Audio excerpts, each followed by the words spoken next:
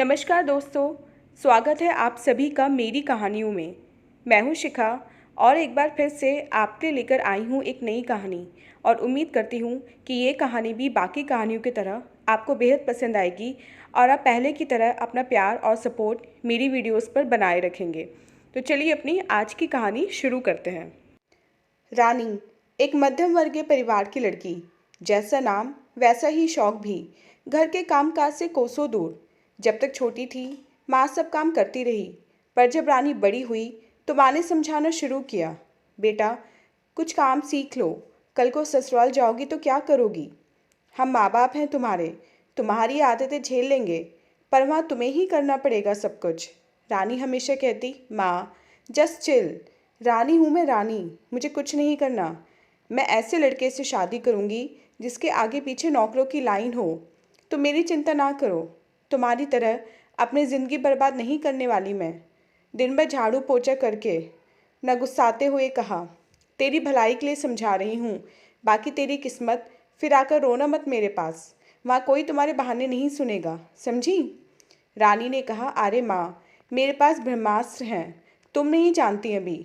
माँ ने रानी की तरफ अचंभे से देखा और पूछा, अब ये क्या बला है। रानी ने कहा, मेरा ब्रह्मास्त्र है माँ, मैं बचपन से इसे आपके खिलाफ इस्तेमाल करती आ रही हूँ और आपको पता भी नहीं चला।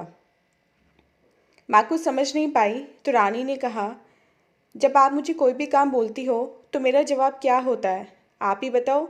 माँ ने कहा, तुम्हें आता ही क्या है जो मैं तुम्हें कोई काम बोलूँ। रानी ने कहा, यही माँ, यही है मेरा ब्रह्मास्त्र कि मुझे तो कुछ आता ही नहीं। और जोर जोर से हंसने लगी। गुस्से में बड़बड़ाती हुई माँ चली गई।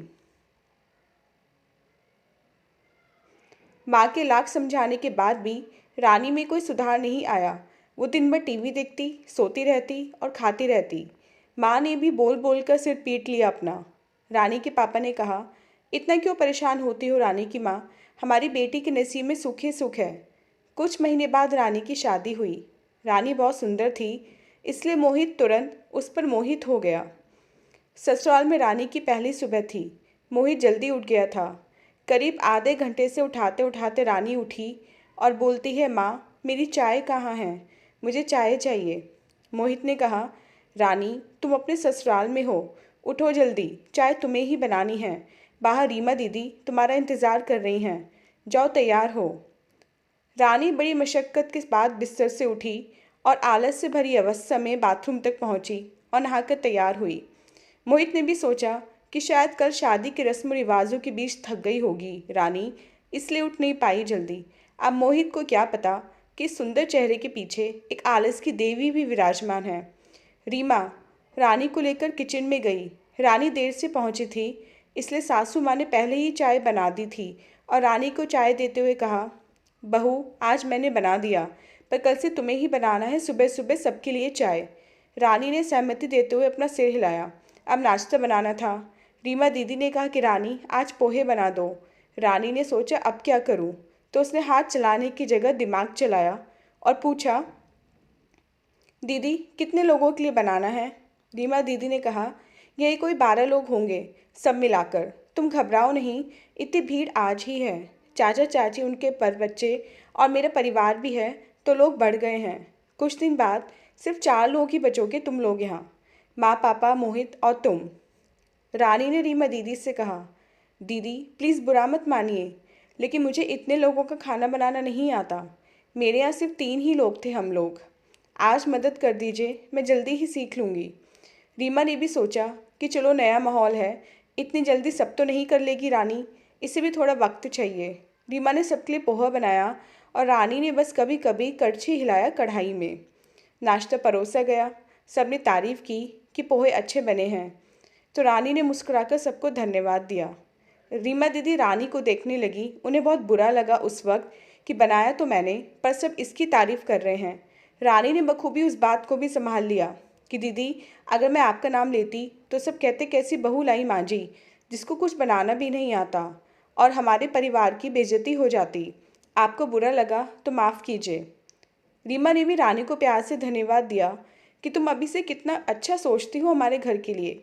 दोपहर में सब रिश्तेदारों के लिए भोज था तो रसोई ने खाना बनाया। जैसे तैसे एक दिन तो निकल गया। रानी की माँ चिंता में मरे जा रही थी। उन्होंने रानी को कॉल किया तो रानी ने बताया, माँ चिंता ना करो, मेरा ब्रह्मास्त्र यहाँ भी चल रहा है। इसी तरह बहानों के बीच रानी की जिंदगी निकलने लगी। सब कुछ सीखने के नाम पर 3 महीने बीत गए, पर आज भी माँ जी को रानी के साथ खाना बनाना पड़ता था। माँ जी ने रीमा को बताया घर का सब हाल और कहा कि रानी को सीखना ही नहीं चाहती। आज सिखाती हूँ और कल बोलती, जी मैं भूल जाती हूँ, फिर से बता दीजिए। पूरा दिन टीवी देखती है, गाने सुनती है और आईने के सामने खुद को निहारती रहती है। मुझे तो लगता है इसकी सुंदरता ने हमें छल लिया। रीमा सब कुछ समझ रही थी। उसने कहा, माँ चिंता ना करो, अभी 1 हफ्ते में राजू का स्कूल बंद होगा तो मैं आती हूँ, देखती हूँ आखिर परेशानी क्या है रानी की। मुझे तो पहले दिन ही रानी ने बेवकूफ़ बनाया था, अब तुम्हारी बारी है। तुम बिल्कुल चिंता मत करो माँ, आ रही हूँ मैं जल्दी ही। रानी इन सब बातों से परे दूरदर्शन का आनंद ले रही थी। उसे नहीं पता था कि आगे क्या होने वाला है उसकी ज़िंदगी में। माँ की बातें सुनकर रीमा को भी चिंता हो रही थी कि रानी अगर जानबूझकर ये सब कर रही है तो ये गलत बात है। सब एक परिवार हैं और परिवार में सबका अपना अपना दायित्व होता है। इस तरह जी चुराना और काम न करना तो रानी की आदत हो गई है। अगर वक्त रहते इसे नहीं सुधारा गया तो आज तो सिर्फ माँ को तकलीफ हो रही है, कल को खुद रानी भी अपना काम भी नहीं कर पाएगी। रीमा घर की बड़ी बेटी है और अपने ससुराल की बड़ी बहू भी। वो अच्छे से जानती है घर की जिम्मेदारियों का एहसास। बस यही एहसास वो रानी को भी कराना चाहती थी। बहरहाल बच्चों की छुट्टियां हुई। दोनों बच्चों और पतिदेव के साथ रीमा मायके पहुंची। रविवार का दिन था और यही कुछ सुबह के 8 बज रहे होंगे। मोहित चाय का कप लिए अपने कमरे की तरफ जा रहा था। रीमा ने हंसते हुए कहा, अरे वाह मोहित, तुम तो बड़े पत्नीव्रता पति हो गए हो, कभी हमें भी पिलाओ अपने हाथ की चाय। मोहित को शर्मिंदगी महसूस हुई और उसने कहा, नहीं दीदी, मैंने ही कहा है कि इतवार को मैं ही चाय बनाया करूँगा। रीमा ने कहा, बहुत अच्छी बात है। फिर मोहित कमरे में आ गया और रानी को बताया कि रानी दीदी और उनका परिवार आया है। पहले तो रानी का चेहरा उतर गया, फिर उसने सोचा, चलो ठीक है ना, मैं अपना ब्रह्मास्त्र इस्तेमाल करूँगी, इसमें कौन सी बड़ी बात है। रानी बाहर आई, सबसे मिली। दोनों बच्चे जिद करने लगे, मामी कुछ खिलाओ ना, बहुत भूख लगी है। माँ के हाथों का तो हम रोज़ खाते हैं, आज आप खिलाओ। मन न होते हुए भी रानी बच्चों की बात न टाल पाई और उनके लिए नाश्ते में हलवा बनाया। रीमा माँ को लेकर बाहर निकल गई थी कि रानी को अकेले ही काम करना पड़े। रानी को गुस्सा भी आया, पर जब बच्चों ने हलवे की तारीफ की तो रानी बहुत खुश हुई। कुछ देर बाद दोनों वापस आए और सबने नाश्ता किया। फिर रीमा ने रानी से चाय बनवाई। रानी हर बार की तरह इस बार भी बहाना सोच रही थी, पर रीमा के पास इस बार हर बात का जवाब था। रानी ने ब्रह्मास्त्र छोड़ते हुए कहा, दीदी माँ जी बता रही थी कि आप कढ़ी चावल बहुत अच्छा बनाती हैं, आज हमें भी खिलाइए। रीमा सब समझ रही थी। उसने कहा, आज कढ़ी चावल ही बनेंगे, मैं बताऊंगी और तुम बनाओगी, आखिर तुम इस घर की मालकिन हो। रानी ने सोचा अब क्या करे, उसके सभी पैतरे नाकाम हो रहे थे। आखिरकार उसे सारा काम करना ही पड़ा। सुबह से रात हो गई। आज टीवी मोबाइल ये सब की तो सुध ही नहीं रही रानी को। थकी हारी बिस्तर पर आते ही सो गई। अगले दिन आया। सुबह सुबह रीमा ने मोहित और रानी के कमरे का दरवाज़ा खटखटाया और रानी को जगाया। रानी 6 बज गए हैं, उठो, तुम्हें चाय बनानी है, सब इंतज़ार कर रहे हैं, फिर नाश्ता बना देना जल्दी। तुम्हारे जीजाजी को मोहित के साथ बाजार जाना है, कुछ काम है, चलो जरा जल्दी हाथ पैर चलाओ। जैसे तैसे अपनी किस्मत को कोसती रानी बिस्तर से उठी। उसने चाय बनाई और सबको दी, फिर नाश्ते की तैयारी में लग गई। अब रीमा तकरीबन सारा काम रानी से ही करवाती थी। रीमा की माँ को ये अच्छा नहीं लगता कि रानी अकेले अकेले सब कुछ करे। वो बार बार उसकी मदद करने पहुंच जाती, पर माँ के आते ही रानी किचन से गायब हो जाती थी। रीमा ने माँ को मना किया कि माँ कुछ दिन रुक जाओ, बार बार तुम इस तरह उसकी मदद करने ना जाया करो, पर माँ फिर भी नहीं मानती। जैसे तैसे 1 हफ्ता बीत गया। रानी सारे काम खुद ही करने लगी थी। रीमा ने सोचा, लगता है रानी अपनी जिम्मेदारी समझ रही है। वो मन ही मन बहुत खुश थी, पर इधर रानी कुछ और ही सोच रही थी। वो रीमा दीदी के जाने की राह देख रही थी। उसने सोचा, ये चली जाएंगी तो सब पहले जैसा हो जाएगा, मेरी बला टल जाएगी। 1 हफ्ता हो गया। जब रीमा के जाने का कोई आसार नज़र नहीं आया तो रानी ने पूछ ही लिया कि दीदी आपको कब तक जाना है, बहुत दिन हो गए ना। रीमा भाप गई कि रानी में कोई सुधार नहीं आया। उसने सोचा, अब कुछ बड़ा ही करना पड़ेगा, अब इससे काम नहीं बनेगा। रीमा साम दाम दंड भेंट सब पैतरे आजमाने को तैयार थी इस बार। उसने माँ को उनकी दोस्त के घर भेज दिया और खुद बिस्तर पर लेट गई। रानी को बुलाया और कहा कि मेरी तबीयत खराब लग रही है रानी, आज मैं तुम्हारी कोई मदद नहीं कर सकती।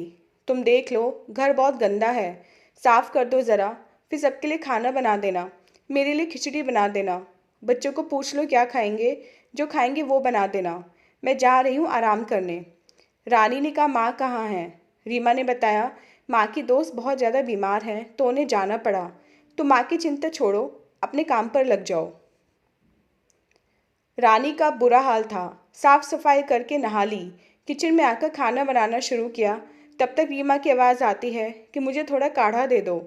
रानी ने कहा, मुझे नहीं आता। तो रीमा ने उसे बताया कैसे बनाते हैं। रानी ने काढ़ा बनाकर दिया।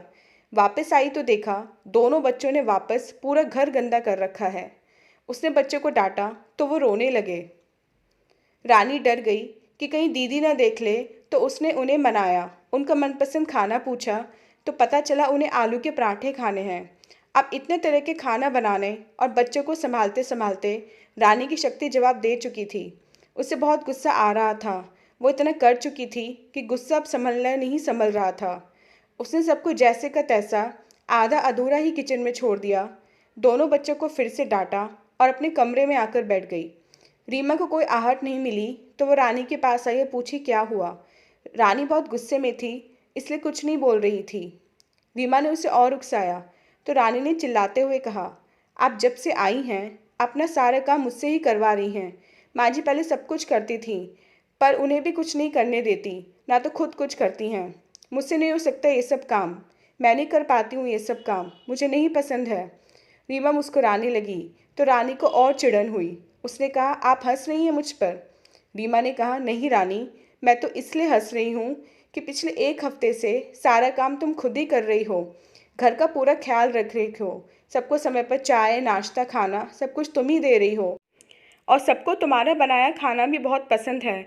इतना कुछ करने के बाद भी तुम कहती हो तुमसे काम नहीं होता, तुम कुछ नहीं कर सकती।